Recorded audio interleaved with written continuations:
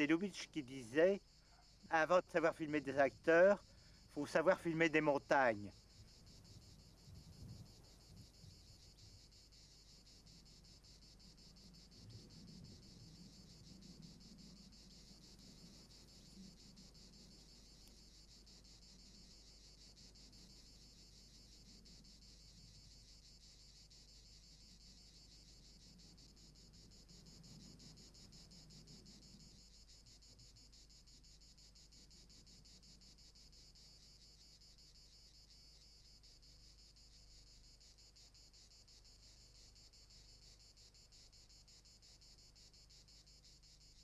Je suis d'origine maghrébine, kabyle, comme mon nom le précise. Moulay, c'est un nom arabe, que ça veut dire chef. Je fais partie des descendants des immigrés arabes qui ont été battus à la bataille de Poitiers ou dans d'autres batailles et qui se sont réfugiés dans le sud de la France. Mon origine arabe se voit facilement, ou tout au moins kabyle, à ma relativement haute taille, au côté leptosome, et puis à la forme des ongles. J'ai des ongles très carrés.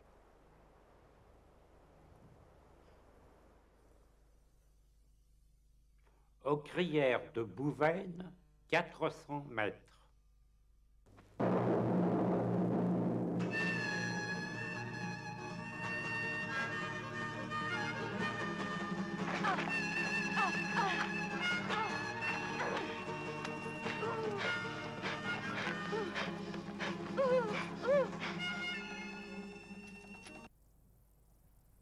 Je suis venu en 1970 ici pour une aventure de Billy le Kid.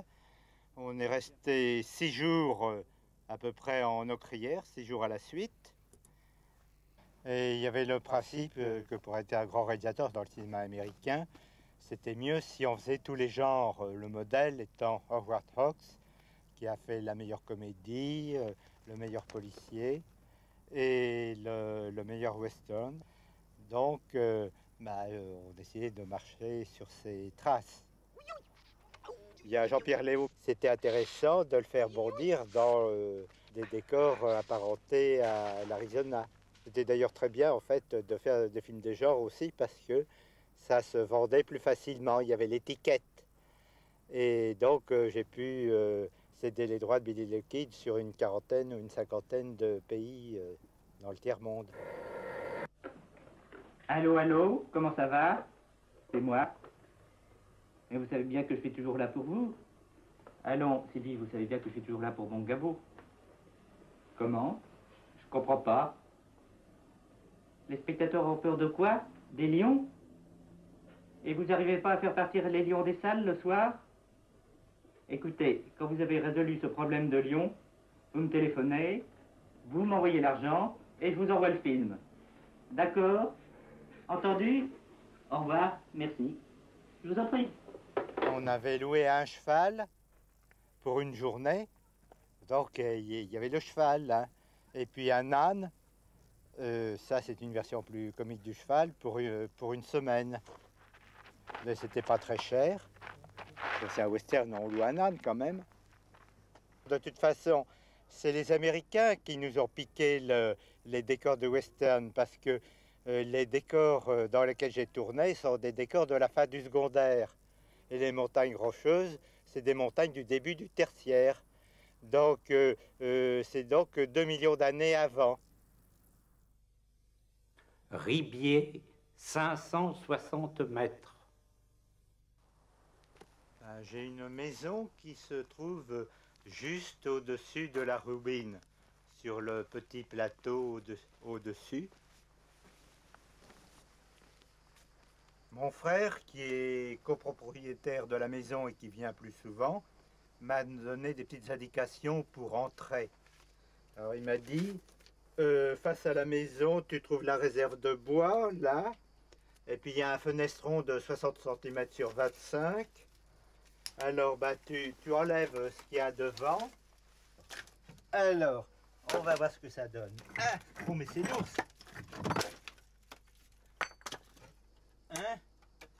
2, 3, 4. Je vais essayer de passer. Ah, voilà. Oui, voilà. Voilà l'échelle. Voilà.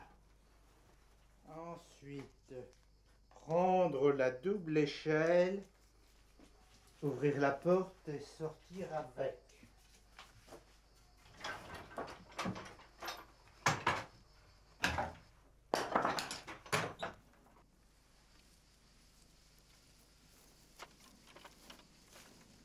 Poser l'échelle contre le mur et monter.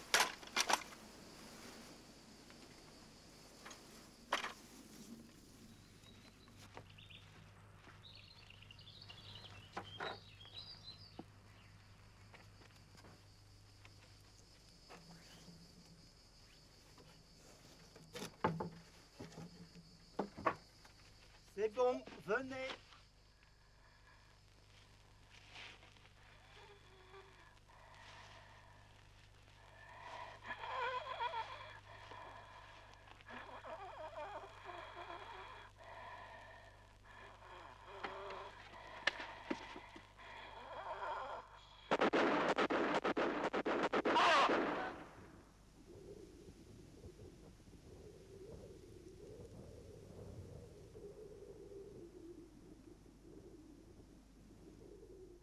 Je me souviens, j'ai eu un contrôle fiscal parce que j'avais demandé un remboursement de TVA. Alors ils voulaient vérifier. Donc ils sont venus à Ribier. Je leur avais donné un plan pour qu'ils ne se perdent pas parce que c'est un petit peu compliqué. Et je les voyais venir à la jumelle au loin et tourner à droite, à gauche, et arriver jusqu'ici non sans mal. Et quand ils sont arrivés, on était en janvier, il faisait un froid de canard dedans. Et il faisait assez bon dehors. Alors j'ai sorti toute la comptabilité sur une table, là, et je les ai fait vérifier la comptabilité ici même. Le fisc prétendait, il voyait mes factures de labo. Alors ils m'ont dit, vous ne faites rien, parce que c'est le laboratoire qui fait tout le film. Et c'était assez amusant de m'entendre dire ça, parce qu'en général, je passe pour quelqu'un qui fait tout presque sur le film. J'étais producteur, scénariste, réalisateur, acteur et porteur et premier assistant pratiquement. Laragne, 573 mètres. Alors là, vous voyez l'hôpital psychiatrique de Laragne. En fait, le terme officiel, c'est hôpital spécialisé. Et les habitants de Laragne, en général, ils disent là-haut. On va là-haut. Il y a aussi un autre terme qu'utilisait fréquemment ma grand-mère. Elle disait, oh bah, il est chez Pichiatre. Comme ça serait chez l'épicier, et c'est Pichiatre. Attendez-moi ici! Ma grand-mère, elle faisait un peu n'importe quoi. Vers 75 ans, elle est allée chez Pichiatre. Et normalement, Pichiatre aurait dû la libérer. Mais il y avait le tournage des Contrebandières qui était prévu pour tourner chez elle. Et mon père s'est arrangé pour qu'elle reste 3 semaines de plus là-bas, parce que c'était la maison idéale pour tourner. Et donc, presque beaucoup de gens de la famille sont passés par là. Et d'ailleurs, moi, quand j'étais plus jeune, je me dis, oh, il y avait l'angoisse de la folie. Et je me disais, finalement, le jour de ma mort, je crois que je serais très heureux parce que je me rendrais compte que, au cours de ma vie, j'ai réussi à ne pas étrangler ma femme et à ne pas violer ma fille. Enfin, bon, je suis peut-être optimiste, ça va peut-être arriver, mais enfin, c'est quand même peu probable. C'est un petit réconfort de penser qu'il y a toujours de là-haut une chambre dans mon esprit qui m'est réservée. Là, je suis devant les ruines de Moulet Frères, le marchand de blé à Laragne. Moi, j'étais Moulet et compagnie à l'époque à Saléran, production de films. Et j'ai eu un coup de chance, c'est que ma banque, la BNP, a eu cette idée saugrenue de passer à l'ordinateur, de mettre tous ses comptes sur ordinateur. Alors donc à cette époque-là, il y a eu plein de pagailles, de bordel, et la BNP s'est trompée. Il y a une somme qui était à l'époque, c'était il y a 30 ans, de 80 000 francs, donc à peu près 300 000 francs de maintenant, et qui allait à Moulay Frères pour vente de blé. Qu'est-ce qui t'arrive? Figure-toi qu'avant-hier, je suis passé à ma boîte postale et j'ai vu que j'avais sur mon compte en banque une arrivée là de 7 millions en règlement de livraison d'armes sur le Chili. C'est un peu fort. T'envoies des armes au Chili maintenant? Non, pas moi exactement, mais un mec qui a le même nom que moi. Ah. Il n'habite pas à la même adresse, mais comme on a institué le code postal, et il a le même code postal que moi, et l'ordinateur, alors il s'est gouré. Et puis il m'a envoyé les 7 millions au lieu de les envoyer à lui. Et ils ont versé ça sur mon compte à moi. Et donc c'est à partir de ça que j'ai pu avoir une existence, à partir de ce moment-là, que j'ai une existence plus facile. Et ça m'a permis de tourner un long métrage. La banque s'en est aperçue après, donc j'ai perdu le procès, mais bon, bah, j'avais pas de bien. J'ai mis d'ailleurs le meuble que j'avais à la cave. Ils ont fait une saisie, ils n'ont rien trouvé. Et donc, j'ai jamais rien remboursé. Ça tombe vraiment bien, ce fric-là, à ce moment. J'ai ressenti ce chèque comme une intervention divine. Je me suis posé des questions parce que je comprends pas, là, ce Dieu. Là, j'ai toujours eu des problèmes durant toute ma vie. Et puis, là, il y a ce cadeau qui arrive. Pourquoi qu'il me fait un cadeau après m'avoir fait tant de crasse? Je me suis demandé qui ça pouvait bien être. C'est pas parce que je suis français que c'est forcément le Dieu des chrétiens. Ce Dieu si contradictoire, bah, ça doit être un Dieu asiatique, ou d'Amérique du Sud, ou d'Afrique, ou d'Océanie, ou d'ailleurs. Alors, pour le trouver, bah, je suis allé à la Bibliothèque nationale, et puis je l'ai cherché. J'ai cherché pendant 3 heures, et puis je ne l'ai pas trouvé. D'un autre côté, j'étais bien content de ne pas le trouver, parce que si je l'avais trouvé, j'aurais été en contradiction avec moi-même, puisque je ne suis pas croyant, tu vois. Mais j'ai trouvé l'explication. C'est que Dieu, il n'a jamais existé, bien sûr, mais il a quand même existé 10 secondes, ou 5 secondes, ou quelques dixièmes de secondes, quelques instants, uniquement pour faire tromper l'ordinateur, pour me faire plaisir, tu vois. Et il est mort. Digne, 608 mètres. C'est en 1960 que j'ai filmé dans Terre Noire le marché à bestiaux de Digne. En fait, c'était uniquement des moutons. Il y avait une cinquantaine de moutons ici, dans un petit parc qui était encerclé. Il y avait des petites barrières. Digne est une ville magique. Pour moi, c'est la vraie capitale de la France, plutôt que Paris. Le prestige de Digne n'est pas un prestige en soi de la ville, mais plutôt par rapport à sa situation.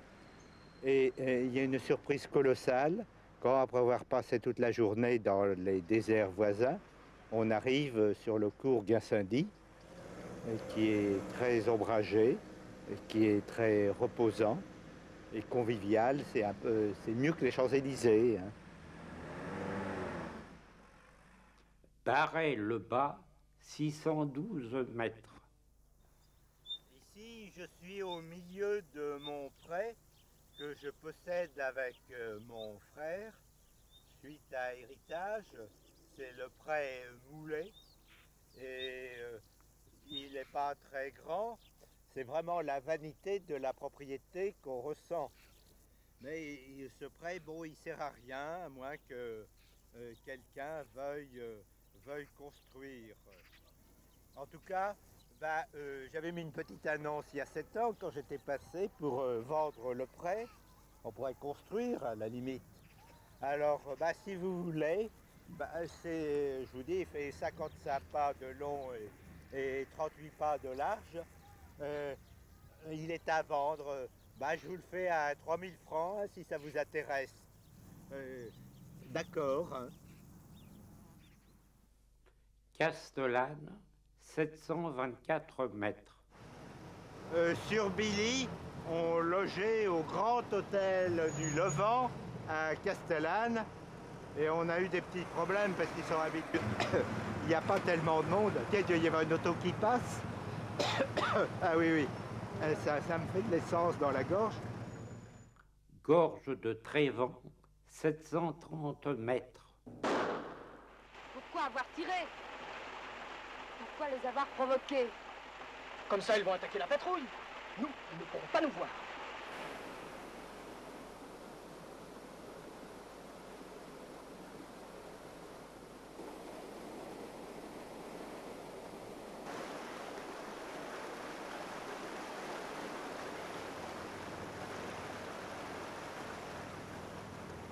Notre Mater signale départ contrebandière 2. Vérifiez sa régularité syndicale. Demandez appui si nécessaire. On était venu là pour le tournage des Contrebandières et de Billy le Kid. Comme les acteurs sont un petit peu difficiles, on a choisi des gorges d'un accès très aisé.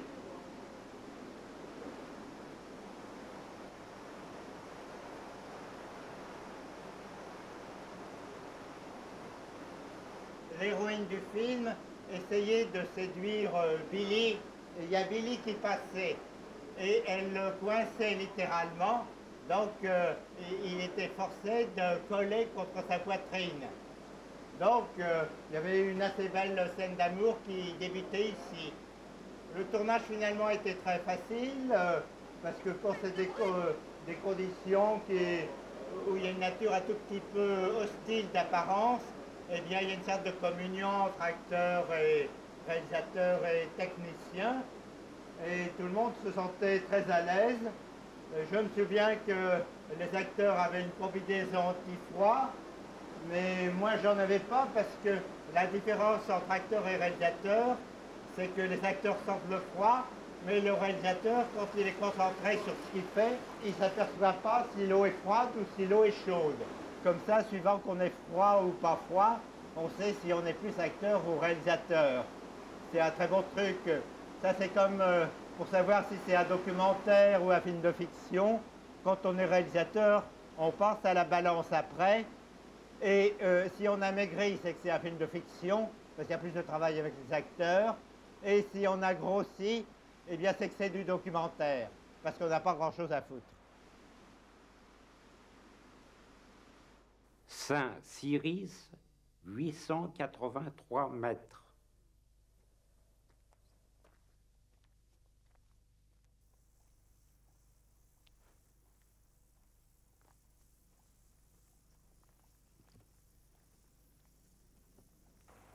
Là, très bien. Il n'y avait donc pas de limite à la pudeur. Le village était-il bien abandonné?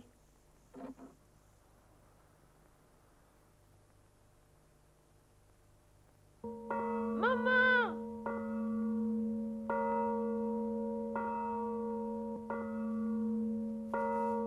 Saint-Cirice, le village de ma grand-mère, c'est un village tout à fait spécial, puisque, bon, il avait 70 habitants au début du siècle, et puis ensuite on a baissé à peu près à 6 habitants, et par-dessus le marché, en 1944, il y a les Allemands qui ont incendié le village, parce qu'il y avait, paraît-il, des résistants. Entre nous, moi je crois que c'est plutôt des gens de Saint-Cirice qui ont dit aux Allemands de brûler le village, parce que tous ils se sont fait reconstruire une maison en plaine aux frais de l'État. Le village a tenu jusqu'en 1968 et il est passé progressivement 5, 2, 0. Donc c'est dans une ambiance assez minimaliste, si on veut, qu'existe Saint-Cirice, qui est en même temps donc un pays très pauvre. Il y a une habitude du rien ou de vivre avec rien, qui a un peu déterminé ou facilité ma carrière. parce que j'ai toujours été celui qui pouvait faire le film qui coûtait le moins cher.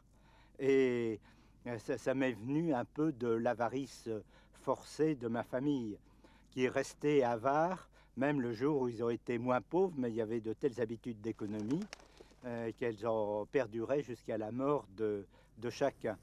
Alors donc il y a un certain plaisir à faire le film avec une durée de tournage la plus limitée, avec le moins d'argent possible, le moins de temps de mixage possible. Si on arrive à faire moins d'une journée comme ça, une sorte de petit jeu qui fournit un avantage et qui explique pourquoi mes films se font et pourquoi on m'appelle Moulet bout de ficelle.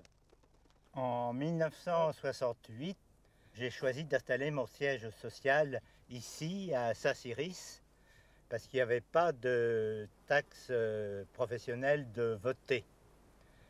À l'époque, c'était bien mieux, il y avait un toit et c'était très bien pour moi.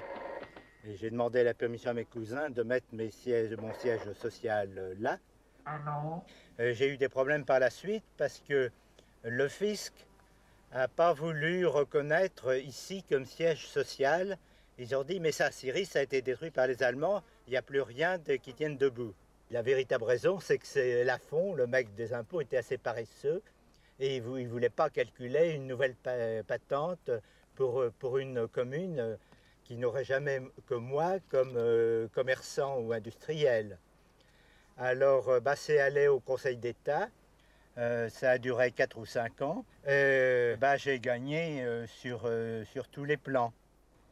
Je ne veux pas de procès équitable! Je dois dire que j'étais très fier d'avoir mon siège social ici, parce que c'était la production la plus élevée de France. On est à 883 mètres d'altitude, et il n'y a pas de producteur qui se situe à un niveau plus élevé, que moi. J'ai toujours pratiqué la politique des hauteurs. Mais comme Saint-Cirice n'existait plus, ça a été réuni à une autre commune où la patente était plus chère. Alors j'ai décidé l'année suivante de quitter Saint-Cirice, qui était pourtant très bien, pour aller dans une autre commune. Saléran, 740 mètres. Alors j'ai donc cherché à immigrer et j'ai trouvé la commune qui avait la patente la moins chère des Hautes-Alpes. Et que j'ai chargé mon père qui passait dans le coin de trouver un siège social à Saléran et il a pu louer les ribettes que voici, qui a été loué pour la somme de 50 francs par an. Et je me souviens que j'ai dû partir à un moment, il y a les congés spectacles, la caisse des congés payés qui m'a réclamé les congés de Jean-Pierre Léaud, et qui donc a fait venir leurs représentants et ensuite la gendarmerie ici pour me trouver, pour faire un constat de non-paiement. Pourquoi n'avoir pas tiré? De toute façon, vous auriez la prime. D'abord, tu vas me dire où est caché l'or. À la caverne de gauche, au-dessus du 2e rocher troué, avant le désert rouge. Et effectivement, ils n'ont trouvé personne parce que je poussais le principe jusqu'à ne jamais m'approcher de Saléran. Dès qu'il y a une lettre qui arrivait à Saléran, elle suivait sur une boîte postale à Paris. En janvier 73, il y a mon oncle qui m'a signalé que les gendarmes étaient à ma recherche. Et la première fois que j'arrive, il y a les gendarmes qui me traquent et qui me disent « mais où est votre siège social ?» etc. Parce qu'on ne vous trouve pas, et qui me parlent de cette histoire de dette. D'ailleurs, ils voulaient m'interdire, je devais aller au festival de Rotterdam le mois d'après, ils m'ont dit de ne pas aller à Rotterdam parce qu'on devait m'interdire à la sortie du territoire français parce qu'il y avait cette action en cours des congés spectacles. Il n'y avait pas lieu d'être puisque je n'avais pas encore fait la fiche de paie d'ailleurs. Je l'ai faite 2 ans et demi après le tournage. Et à ce moment-là, c'était dû. Bayonce, 890 mètres. Ce qui est intéressant dans les pays comme la France ou les pays méditerranéens, c'est qu'il y a souvent une grande place centrale autour de laquelle s'organise toute la vie du village. On a ça typiquement dans les pays espagnols avec la Plaza de Armas. On se réunit, c'est ce qui fait exister le village. Et c'est ce qui fait la supériorité de l'Europe du Sud sur l'Amérique, par exemple, où il n'y a pas de place centrale et on est souvent perdu. Alors j'ai imaginé pour la saga des Boroni la place telle qu'elle existe, disons de 1918 à 2000. Et j'ai donc parcouru plusieurs dizaines de villages, une cinquantaine en tout, et la meilleure place que j'ai trouvée, c'était évidemment la place de Bayonce. C'était un lieu théâtral absolument parfait. C'était tout le spectacle de la vie et le spectacle du monde. Ce qui m'a fait plaisir en arrivant ici, c'est que j'avais repéré ici il y a 16 ans et que ça n'a pas trop changé. Et je pense, dans le cinéma, il faut toujours un peu de temps. C'est un scénario qui a été écrit en 1961. Il a été rafistolé en 1983, j'ai repéré en 1984. Et j'ai pas eu assez d'argent en 84 pour le tourner, j'ai eu que 2 millions de l'État. Mais en 2009, je pense que ça pourra aller. On pourra tourner sans qu'il y ait trop de changements et ça me conviendra. Ce que j'aime surtout, c'est l'espace, il y a un peu de vide et on peut faire ces petits accommodements de telle façon que les spectateurs s'en rendent compte chaque fois. Donc, un lieu idéal pour le tournage à Bayonce. Drex, 900 mètres. C'est fini, j'en ai assez que tu me portes. J'en ai assez. La forêt de la frontière n'est pas loin. Si tu veux, tu vas aller chercher les chevaux. Tout ce que je veux, c'est rester là.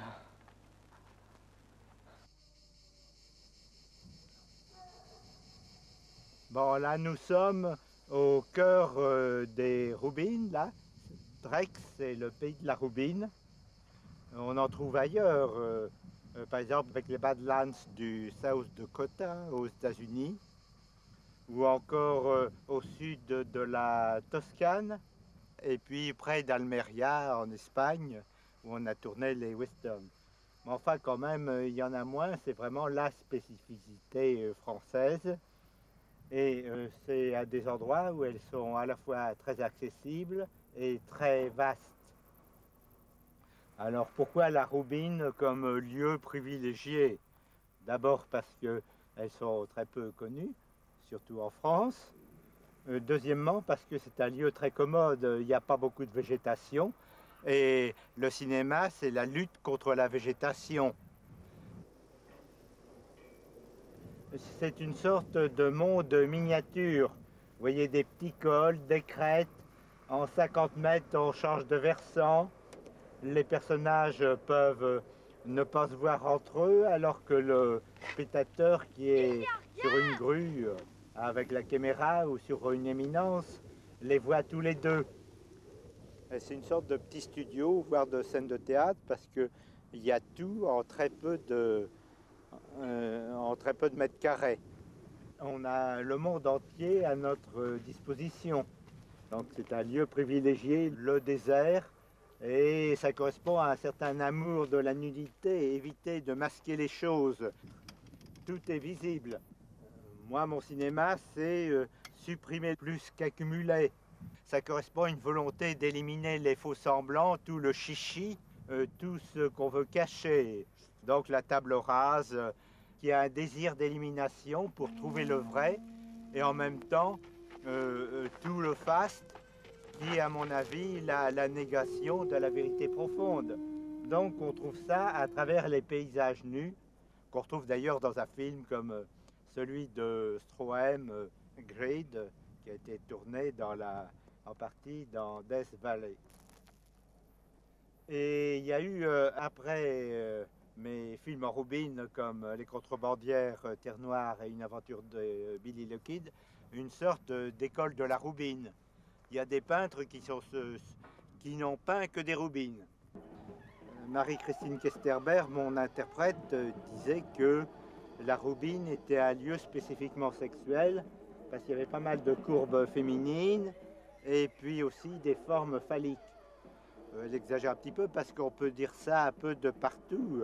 Il y a toujours du concave ou du convexe dans toute chose et on peut extrapoler facilement. Mais c'est un petit peu vrai. Et on trouve d'ailleurs tout un cinéma de la Roubine, notamment dans un film de Nicolas Ray comme Run for Cover, ou encore chez Jodorowsky dans El Topo. Il faut dire que je suis assez gêné quand je vois des films de Roubine dans d'autres. J'aime pas les gens qui marchent sur mes plates-bandes.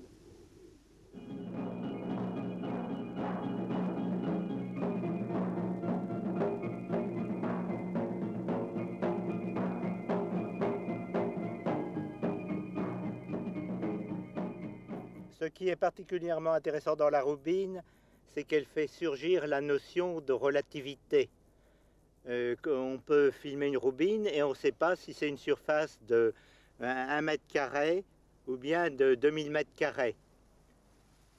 Parce qu'il n'y a aucune référence dans la végétation qui permet de le dire. Et donc c'est bien de partir sur quelque chose qui donne une idée de très petit. Et en fait, on s'aperçoit avec un petit recadrage que c'est très grand, ou l'inverse. Les tourniquets, 1100 mètres.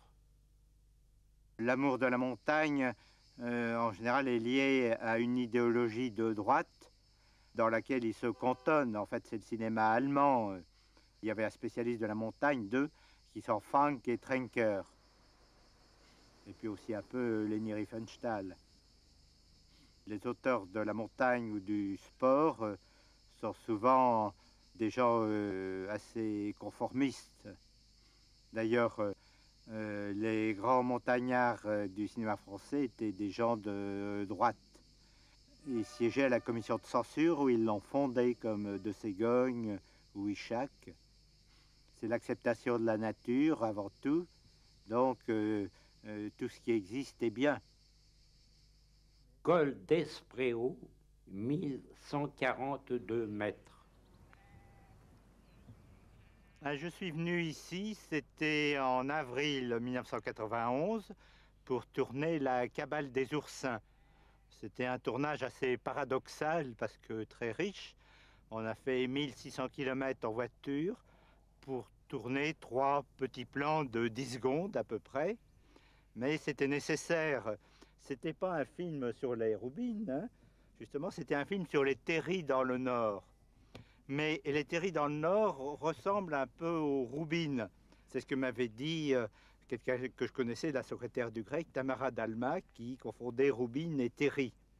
Et je me suis dit, bah oui, après tout, le terri artificiel ressemble assez à la Roubine naturelle. Alors j'ai fait des comparaisons en montrant des plans de Roubine comme celui-ci, en serrant un peu, et puis des plans de terri. Alors il fallait que le spectateur devine si c'était des Roubines ou si c'était des terris. On se trompe assez facilement. Rougnouse, 1150 mètres. Il y a un proverbe dans la région qui connaît Saint-Cyrus, Pommet et Rougnouse, connaît plus que le bon Dieu. Et vous avez ici la cité de Rougnouse, qui est vraiment, je crois, la cité la plus difficilement accessible de France. La première fois, je suis venu, je crois, en 1942, par la montagne, et quand je suis arrivé avec mes parents, toute la ville s'est attroupée autour de nous pour nous recevoir, parce qu'il n'y a pas souvent des visiteurs. Et le problème principal de Rougnouse, c'est que ça dépend d'une commune qui est Eours, qui est de l'autre côté du col. Alors, la ville d'Eours refuse de subventionner la petite route qui mène de Rougnouse à la vallée par le côté facile, parce que c'est plus la commune d'Eours que le chemin dessert. Et le maître de Rougnouse, M. André, a pris la décision de faire lui-même sa route pour aller à Ribier, qui est beaucoup plus facile d'accès que Eours. Et donc il l'a faite à ses frais, et il l'a interdite pratiquement à tout le monde pour se venger un peu de la commune des Ours qui faisait rien pour lui. Monsieur André laisse toutefois passer les cyclistes, mais pas forcément les voitures. Il fait un choix, un tri. Tous ceux qui ont des bagnoles ne sont pas forcément des crétins, mais ce qui est absolument certain, c'est que tous les crétins ont des bagnoles. Le vélo, c'est la culture, et la bagnole, c'est la barbarie. Pour la saga des baronnies, j'ai envisagé de tourner à Rougnouz, qui pour moi est un peu le village mythique. C'est un peu le Xanadu français, si on veut. C'est la terre inconnue qui existe, mais qu'on découvre soudainement au cœur d'une vallée fermée. Magastre, 1200 mètres. Les autos passent à côté, mais n'osent jamais s'y risquer.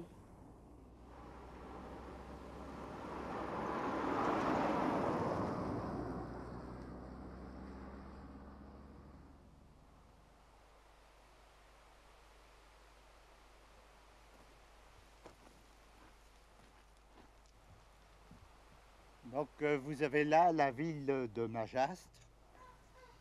Magastre, vous savez pourquoi ça s'appelle Magastre d'ailleurs? Astre, âtre, c'est la terre. Et Mage, c'est mauvais. C'est la mauvaise terre.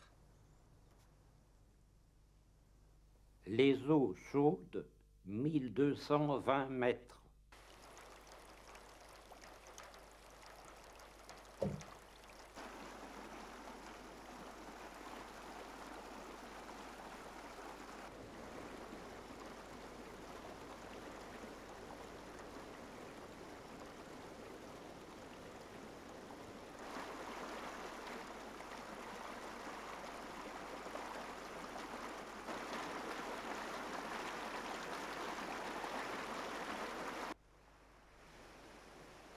C'est là que M. Rousse, le maire de Mario, arrêtait sa camionnette et ensuite il montait à pied. Je pense que c'est le seul habitant de France qui avait une auto et qui habitait dans un village sans route. Il y avait encore 40 minutes de marche. Alors une fois qu'on était là, on montait par ce pont. Si on était chargé, il y avait la mule hein, qui portait les denrées, qui portait d'ailleurs notre matériel caméra. Et on commençait à monter par là le chemin. Passé le pont, les terres noires vinrent à notre rencontre. On les appelle ici roubines, et elles s'affaissent d'année en année sur le petit sentier de fortune. Il y a toujours du pain sur la planche pour le pauvre cantonnier. Et ce pont ne sert plus depuis 1966, date à laquelle on a commencé à faire la route. Et dans le film Terre Noire, il y a, quand on voit ce pont, le commentaire « Passé ce pont, les roubines vinrent à notre rencontre ». Col de Corobin, 1230 mètres. Le problème, c'est qu'il y a une tendance malheureuse à la dérobinisation. Pour retenir l'eau, on cherche à mettre le plus possible de plantations, d'arbres, qui permettent à la terre de tenir, sinon ça s'effondre, et le terrain des roubines rétrécit. Elles ne sont pas vraiment protégées, sont considérées comme le mal, ce qu'il faut éviter, alors que c'est ce qui fait la particularité du paysage. Bon, effectivement, on ne peut pas admettre que toute la région soit réduite à la roubine, mais enfin, il y a des secteurs qu'il faudrait préserver. Je ne veux plus traverser le désert, avoir soif encore et mourir après. Je suis fatigué. Sentier des Bons, 1264 mètres.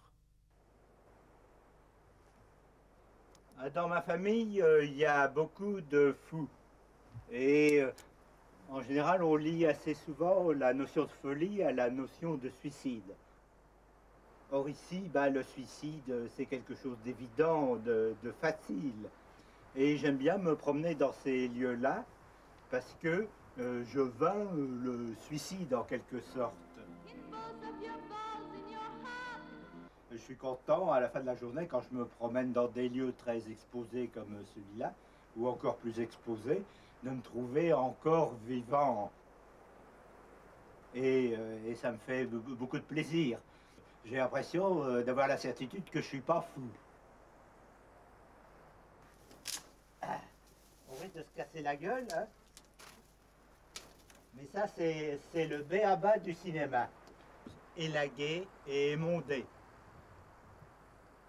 Moi, je suis un peu un homme des bois, un homme des cavernes, et je me sens à l'aise ici, beaucoup plus que par exemple dans une boîte de nuit ou dans un cocktail.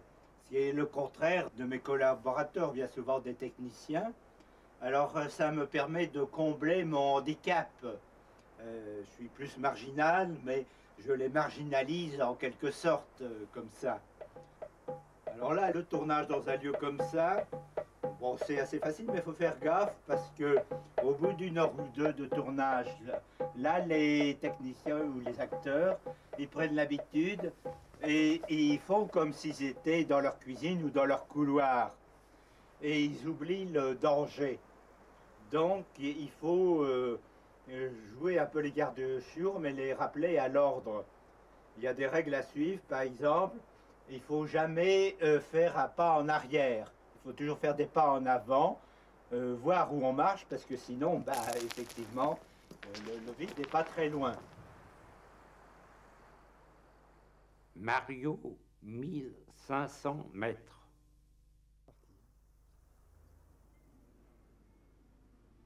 Nous sommes à Mario, à 1500 mètres d'altitude. C'est une sorte de village parfait parce que son exposition, quand il fait beau, lui permet d'avoir le soleil depuis 6 heures du matin jusqu'à 21 heures. C'est une sorte de village mythique aussi parce que c'est en 1968, toutes les communes françaises avaient une route, sauf une, Mario. La route a atteint Mario en 1969 et l'électricité a dû arriver vers 1973 ou 1975. J'ai tourné plusieurs films, donc Le Terre Noire en 1960, Un plan de Brigitte et Brigitte en 1966, un peu des Contrebandières ensuite, et Une aventure de Billy le Kid en 1970.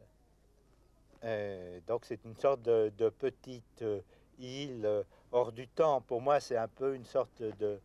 j'ai tendance à le sanctuariser, c'est-à-dire que j'adore Mario, et en même temps, je le trouve tellement bien que je n'y vais pas tellement souvent parce que j'ai peur. Comme ça, c'est une sorte d'idéal au point de vue village. Donc, je me sens indigne de Mario, si vous voulez.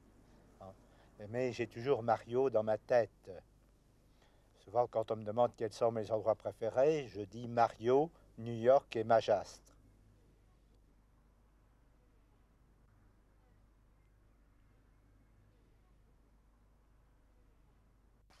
Nous descendions avec le muletier et puis le mulet qui avait 80 kg de batterie d'éclairage sur lui.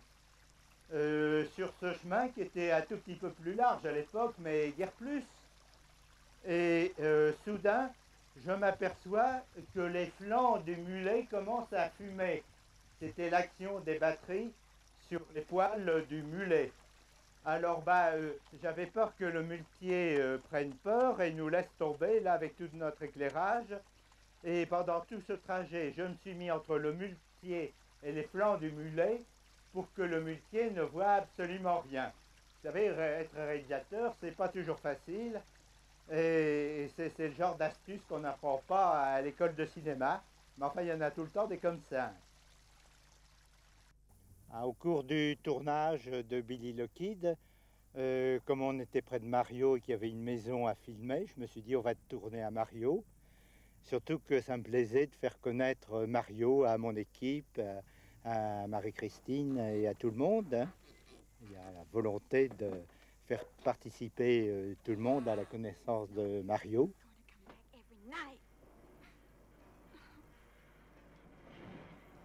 Et donc elle sortait du lit, poursuivie en quelque sorte par le fantôme de Jean-Pierre Léaud, un peu hagarde. Je lui disais « marche comme une zombie ».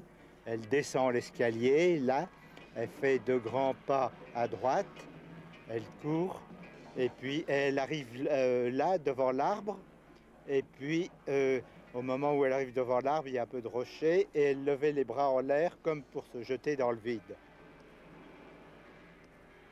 Et on coupait là. Après la 2e prise, on n'a plus vu Marie-Christine. Je lui avais assigné une limite où elle devait s'arrêter et où elle s'était bien arrêtée lors de la 1re prise. Mais elle avait continué à marcher après, du même pas, et elle a roulé jusqu'à un endroit qui était à peu près à 10 mètres au-dessus du chemin en bas. Elle a été retenue par des branchages là, et puis on l'a transportée par le chemin à côté. Ce qui est curieux, c'est qu'elle avait à peu près la même position que dans un plan qu'on avait tourné auparavant et où c'était le résultat de cette chute. Elle a presque copié le film. Cadière de Brandis, 1626 mètres.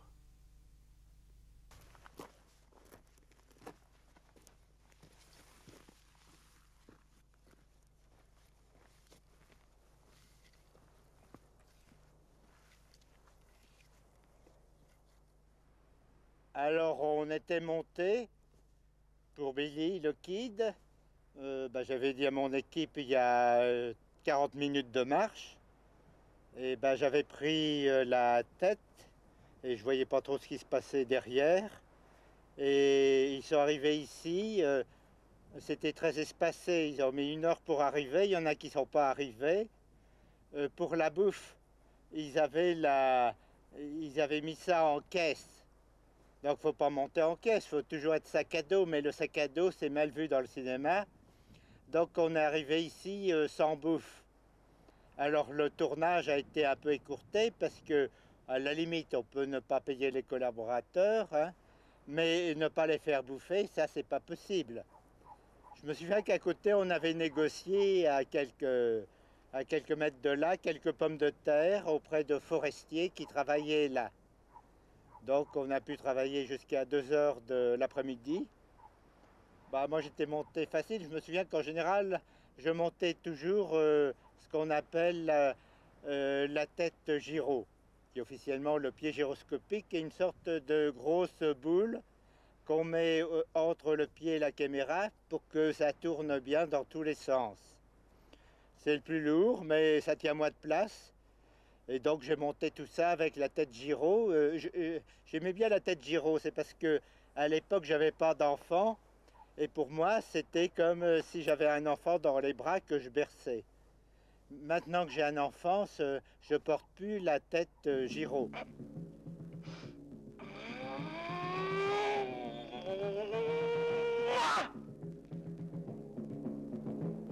On a trouvé un certain côté scatologique dans mes films. On peut rattacher ça à une obsession familiale de la merde, parce que ma grand-mère était assez scatophile.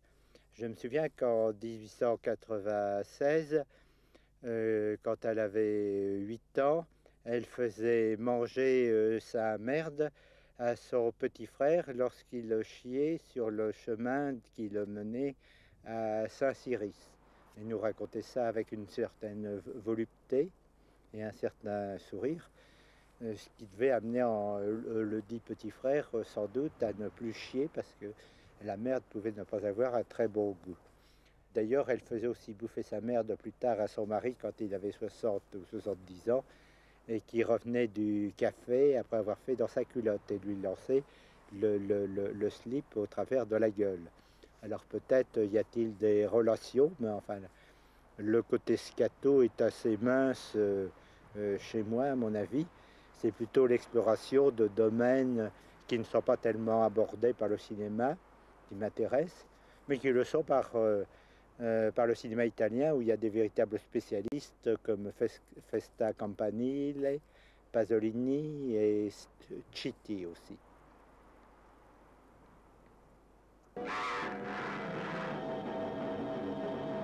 Signal de Lure, 1826 mètres.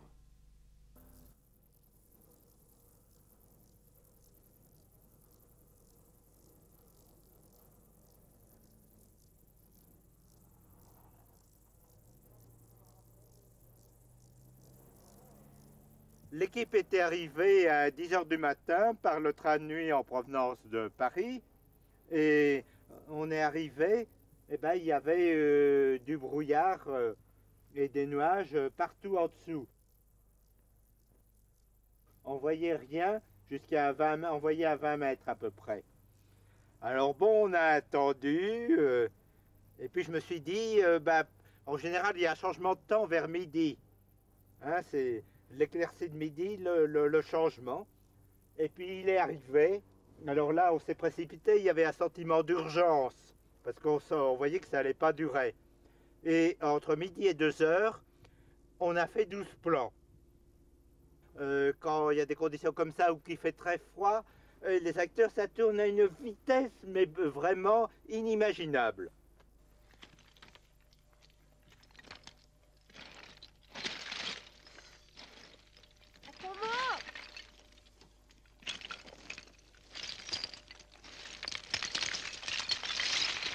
Alors comment faut faire hein, quand on tourne en éboulis? Je sais pas si on apprend ça à la Fémis. Alors le problème là, c'est surtout au niveau du son. Il montait les éboulis. Alors là, vous allez entendre ce que ça donne. Hein. Ça dure longtemps à chaque pas. Hein. Ça traîne. Et ça tue le texte. On peut rien entendre. Non mais tu te rends compte? Tout ce travail là, sans être payé. Si je passe mon temps à me balader, c'est parce que j'aime ça. Ça rapporte pas d'argent, mais je pointe. La veille, c'est pas un vrai j'étais travail. allé creuser comme ça des marques pour les pas du jeune premier et un peu plus petit pour les pas de Sabine Audepin. Donc on fait un pas, vous allez voir. Ça s'entend bien. Et il faut faire... On avait dégagé l'arête. Donc ici, ça va. Donc il y avait l'illusion de la montée en éboulis. Et puis pour le son, c'était vraiment très bon.